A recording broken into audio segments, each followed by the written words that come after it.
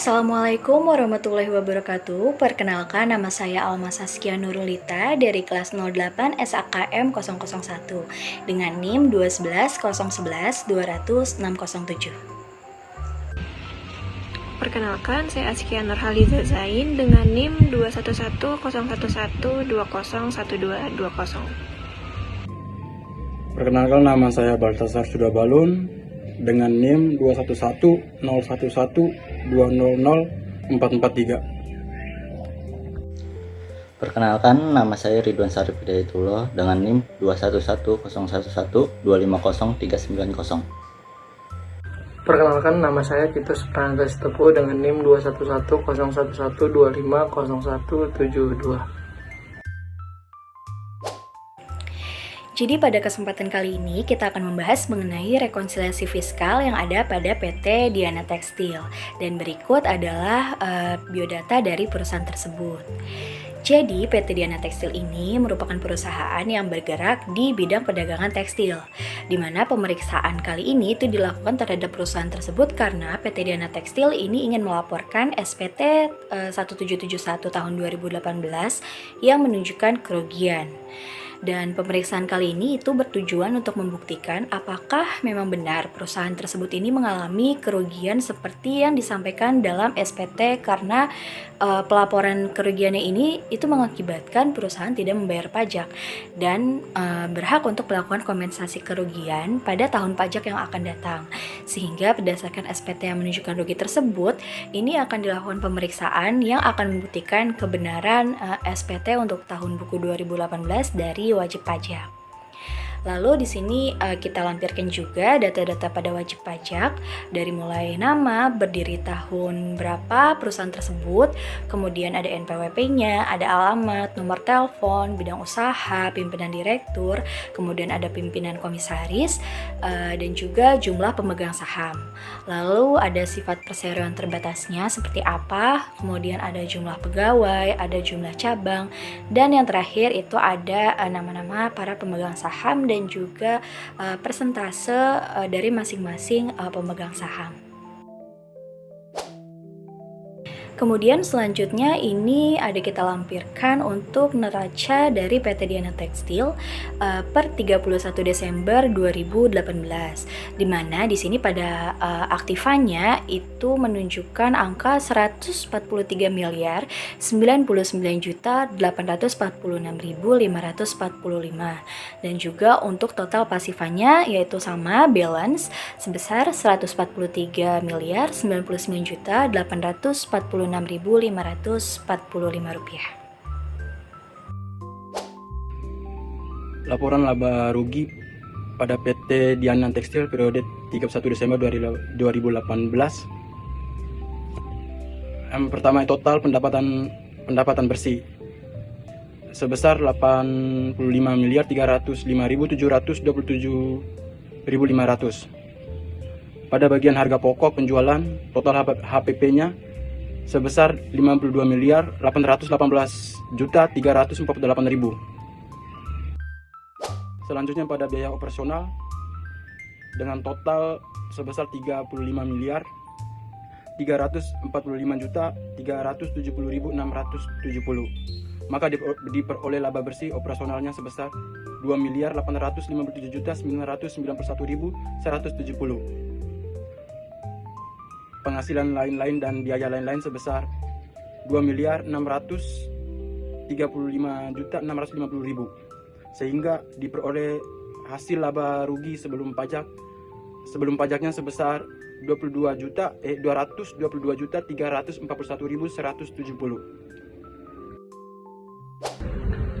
Selanjutnya, hasil pemeriksaan. Adapun data-data yang diperoleh dari kegiatan usaha selama pemeriksaan adalah sebagai berikut. Yang pertama, terdapat 2 transaksi penjualan yang belum dicatat oleh perusahaan, yaitu pemesanan barang yang dipindahkan dari perusahaan lain ke PT Diana Tekstil karena stok perusahaan tersebut habis. Yang kedua, ada PT Diana Tekstil dalam dokumen pembelian barang menggunakan perjanjian FOB Destination, tetapi perusahaan masih membebankan biaya angkut pembelian. Yang ketiga, PT Diana Tekstil mempunyai hutang wesel terhadap PT Kurnia. Hutang wesselnya sebesar 350 juta tersebut merupakan hutang dagang yang belum bisa dibayar oleh PT Diana Tekstil. Bunga wessel yang ditetapkan oleh CP Kurnia sebesar 18% per tahun. Wessel tersebut timbul pada tanggal 2 November 2011 berjangka waktu 90 hari. Yang keempat, ada beberapa pegawai yang belum dipotong pajaknya pada tahun 2018. Adapun karyawan tersebut adalah Antoni Ardiansyah sebagai supervisor dengan tanggungan K1. Penghasilannya selama 1 tahun adalah sebagai berikut. Gajinya itu di 84 juta, tunjangan transportnya 18 juta, THR dan bonusnya 21 juta, premi asuransi JKK dan JKM-nya 7.200.000, iuran pensiunannya dibayar pemberi kerja sebesar 3 juta. Membayar selanjutnya itu Arifin Cahyo SE AK, seorang akuntan audit keuangan dengan nominal 750 juta. Perusahaan memberikan komisi penjualan kepada Haryono sebesar 700 juta. Membayar pesangon Lintang sebesar 750 juta. Membayar Hartanto seorang komisaris bukan pegawai sebesar 900 juta. Membayar Mr. Alex Hopkins dari Inggris untuk konsultan manajemen sebesar 350 juta. Mr. Alex berada di Indonesia selama 2 bulan. Diketahui time test dari Tax Treaty Indonesia Inggris adalah 91 hari. Tarif PPh pasal 26 sebesar 10%. Selanjutnya hasil pemeriksaan 2. Yang kelima, dalam biaya telepon dan internet termasuk biaya telepon seluler sebesar 500 juta. Yang keenam, dalam biaya pemeliharaan kendaraan termasuk biaya untuk kendaraan mobil pribadi direktur sebesar 350 juta. Yang ketujuh, dalam biaya BBM termasuk biaya BBM direktur sebesar 500 juta. Yang kedelapan, ada sumbangan-sumbangan berupa yang pertama, sumbangan untuk bakti sosial sebesar 1,2 miliar. Yang kedua, ada sumbangan untuk bencana nasional sebesar 800 juta. Yang kesembilan, di dalam biaya lain-lain ditemukan adanya pembayaran PPN sebesar 100 juta. PPN tersebut sudah dikreditkan dan hasilnya 150 juta. Yang ke-10, pendapatan sewa merupakan sewa yang didapat dari penyewaan gedung. Perjanjian sewa menyewa dilakukan di bawah tangan dan ternyata ditentukan belum bermaterai. Yang ke-11, pendapatan dividen merupakan pendapatan yang didapat dari investasi saham PT Diana Tekstil pada PT Nusa Indah 15% sebesar 400 juta dan PT Kartika 25% sebesar 590 juta. Selanjutnya hasil pemeriksaan ketiga, adapun data yang diperoleh dari kegiatan usaha dalam perusahaan pemeriksaan adalah sebagai berikut. Yang ke-12, perusahaan pada tanggal 1 Juli 2018 membeli saham PT Indofood sebesar 10.000 lembar dengan nilai nominal 100.000 per lembar dengan kurs 110, biaya provisi dan materai sebesar 200.000 sebelum akhir tahun 2018. Karena perusahaan membutuhkan uang, perusahaan menjual kembali sahamnya dengan kurs 115, biaya penjualan sebesar 200.000 dengan catatan perusahaan belum mencatat transaksi tersebut dalam pembukuannya. Yang ke-13, capital gains merupakan pendapatan yang didapat dari penjualan saham BCA yang ada di Bursa Efek. Yang ke-14, pada akhir Desember perusahaan membayar dividen kepada pemegang sahamnya sebesar 12.500.000 juta. Yang ke-15, aktiva tetap perusahaan yang berupa kendaraan ternyata 1 buah kendaraan, yaitu pada pembelian. Yang pertama, akun apa yang akan terkoreksi dan hitunglah berapa besar koreksinya. Yang kedua, hitunglah biaya penyusutan dalam perusahaan menurut aturan perpajakan yang berlaku. Yang ke-16, dengan berlakunya era keterbukaan informasi diperoleh dari Bank COC dari luar negeri bahwa PT Diana Tekstil memiliki deposito di bank tersebut sebesar 20 miliar. Deposito tersebut belum dilaporkan dalam SPT. 17, perhitungan DER Debt to Equity Ratio perusahaan menunjukkan bahwa DER 5,1. 18, PT Diana Tekstil belum mencatat adanya penghasilan neto dari Malaysia sebesar 5 miliar. Pajak yang dipotong di Malaysia 1 miliar serta dari Singapura sebesar 8 miliar. Pajak yang dipotong di Singapura sebesar 800 juta. biaya penyusutan PT Diana Tekstil tidak sesuai dengan ketentuan perpajakan karena memiliki umur ekonomis yang berbeda dan ketentuan perpajakan. Metode yang digunakan adalah garis lurus, adapun daftar aktiva tetap adalah sebagai berikut. Berikut daftar aktiva PT Diana Tekstil, mulai dari peralatan, kendaraan, dan bangunan. Penyusutan pada peralatan total penyusutannya sebesar 357 juta. Pada kendaraan, total penyusutan sebesar 377.500. Pada bangunan, total penyusutan sebesar 248 juta. Baiklah, selanjutnya rekonsiliasi fiskal yang kami sajikan bukan muncul tanpa sebab, tetapi merupakan hasil dari pemeriksaan pajak atas kegiatan usaha PT Diana Tekstil selama tahun 2018. Baik, yang pertama, koreksi atas pendapatan yang belum dicatat. Temuan pertama pemeriksaan adalah adanya pendapatan yang belum dicatat oleh perusahaan, yaitu ada penjualan yang belum dicatat sebesar 2.500.000.000 dan 750 juta. Total penjualan belum dilaporkan 3.250.000.000. Dilakukan koreksi fiskal positif 3.250.000.000. Inilah sebabnya pada rekonsiliasi fiskal, penjualan fiskal lebih besar dibanding penjualan komersial. Selanjutnya, yang kedua, koreksi biaya angkut pembelian atau FOB destination. Pemeriksaan menemukan bahwa perusahaan menggunakan perjanjian FOB destination, namun masih membebankan biaya angkut pembelian. Biaya angkut pembelian sebesar 1.051.380. Dalam FOB destination, biaya angkut seharusnya ditanggung penjual. Akibatnya biaya ini tidak boleh dibebankan dan dilakukan koreksi fiskal positif sebesar 1.051.380.380.000 rupiah. Baiklah, selanjutnya ada koreksi biaya yang mengandung unsur pribadi. Pemeriksaan menemukan adanya biaya operasional yang mengandung unsur kepentingan pribadi direksi, antara lain yaitu biaya telepon dan internet direktur 250 juta, biaya pemeliharaan kendaraan pribadi direktur 175 juta, dan biaya BBM direktur 250 juta.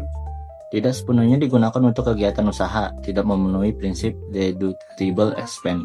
Seluruh menjadi koreksi fiskal positif yang menjelaskan mengapa total biaya operasional fiskal lebih kecil. Selanjutnya ada koreksi sumbangan. Pemeriksaan juga menemukan sumbangan yang tidak seluruhnya dapat digunakan secara fiskal, yaitu bakti sosial 1.200.000.000 dan bencana nasional 800 juta. Menurut fiskal, sumbangan tidak dapat dibebankan kecuali memenuhi syarat tertentu. Dilakukan koreksi fiskal positif sebesar 121.200.000.000. Selanjutnya ada koreksi PPN dalam biaya lain-lain. Dalam biaya lain-lain ditemukan PPN yang seharusnya tidak menjadi biaya, atau 100 juta sudah dikreditkan, bukan biaya fiskal, maka dilakukan koreksi fiskal positif 100 juta. Selanjutnya ada koreksi penyusutan aktiva tetap. Pemeriksaan menemukan perbedaan umur ekonomis dan metode penyusutan antara komersial dan fiskal.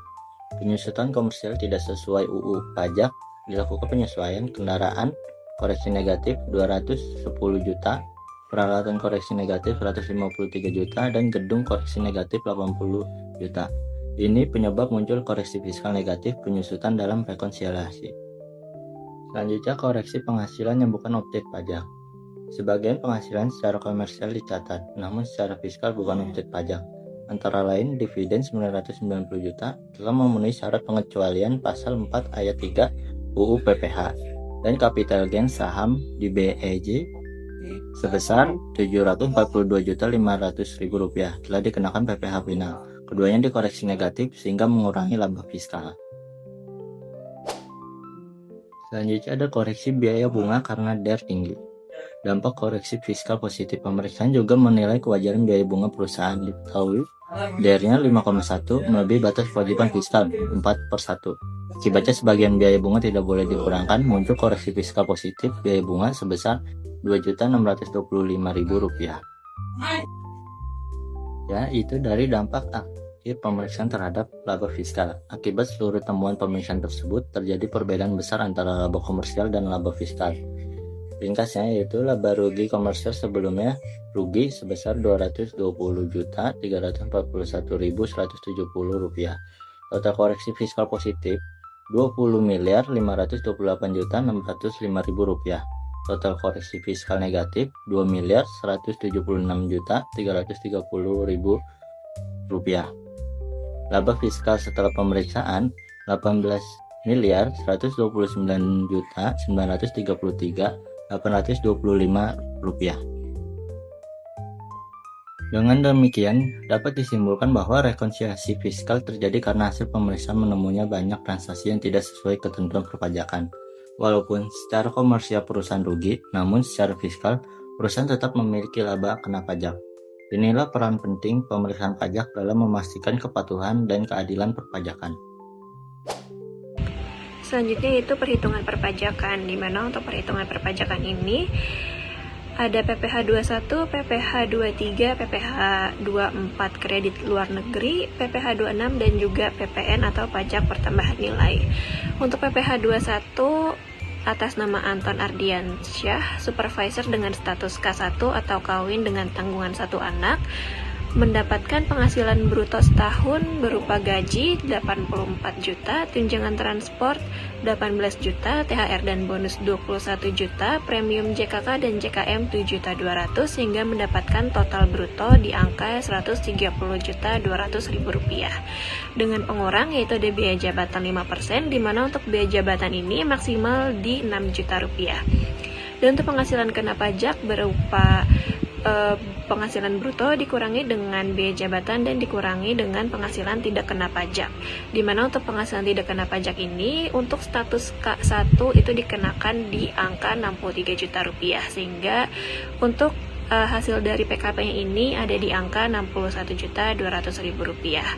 Dan untuk perhitungan PPh 21-nya yaitu ada di 5% dikali dengan 50 juta sehingga menghasilkan angka di 2.500.000 rupiah. Dan untuk sisanya dikalikan dengan 15%, yaitu sisanya ada di angka 11.200.000 rupiah sehingga menghasilkan jumlah 1.680.000 rupiah, sehingga untuk PPh 21-nya dengan nominal sejumlah 4.180.000 rupiah.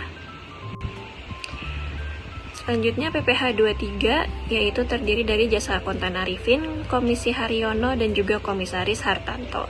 Di mana untuk Jasa Akuntan Arifin dikenakan tarif PPh 23 sebesar 2% dikalikan dengan 750 juta sehingga mendapatkan hasil di 15 juta rupiah.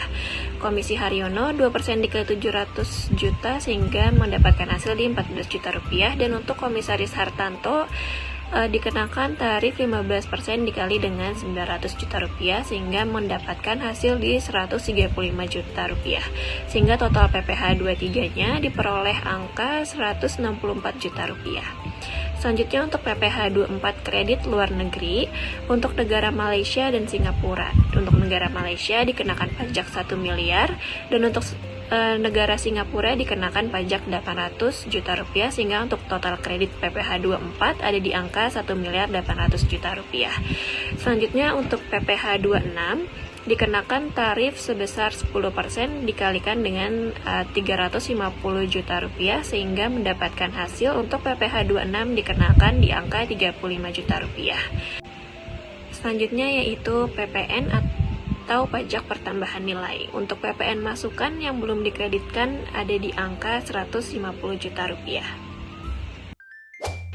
Pada saat ini kita akan membahas tentang PPh badan, di mana untuk laba fiskalnya terdapat di nominal 18.129.933.825 rupiah.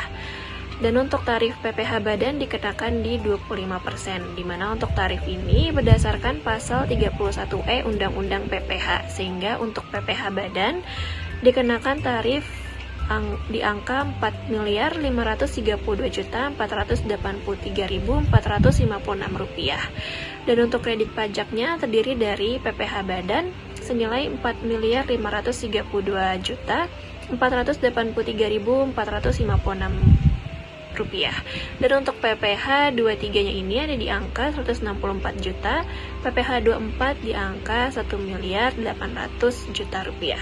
Sehingga untuk PPh terutangnya ada di angka 2 miliar 568 juta 483.456 rupiah. Sehingga untuk angsuran PPh pasal 25-nya ini ada di angka 214 juta 40.288 rupiah. Pada slide ini terdapat dua jenis pelanggaran, di mana untuk pelanggaran nomor 1 yaitu tidak memotong PPh 26 atas konsultan asing, di mana untuk dasar pajaknya ini ada di nominal 350 juta rupiah. Dan untuk sanksinya yaitu ada dikenakan di angka 2% per bulan maksimal 24 bulan, sehingga nilainya untuk perhitungannya diperoleh 2% dikali 70 juta dikalikan dengan 2 bulan sehingga mendapatkan hasil di 2.800.000 rupiah. Untuk jenis pelanggaran kedua yaitu tidak setor PPh final sewa gedung. Untuk dasar pajaknya di 1,32 miliar. Untuk sanksinya yaitu denda pasal 7 ayat 1 Undang-Undang KUP dikenakan di 500.000 rupiah. Sehingga didapatkan untuk reka pembayaran, di mana untuk jenis pajak PPh pasal 21 untuk jumlah terutangnya ada di angka Rp4.180.000, PPh pasal 23 di Rp164 juta, PPh pasal 24 yang dikreditkan ada di angka Rp1.800.000, PPh pasal 26 di Rp35 juta, PPN di Rp150 juta. Untuk PPh badan ada di angka Rp4.532.483.456. Untuk angsuran PPh 25 per bulan ada di angka Rp214.040.288. Dan untuk sanksi dan denda ada di angka Rp3.300.000. Sehingga didapatkan total untuk reka pembayaran ini jumlah terutangnya ada di angka Rp3.303.3.744. Sekian presentasi dari kelompok kami, kurang lebihnya mohon maaf. Wassalamualaikum warahmatullahi wabarakatuh.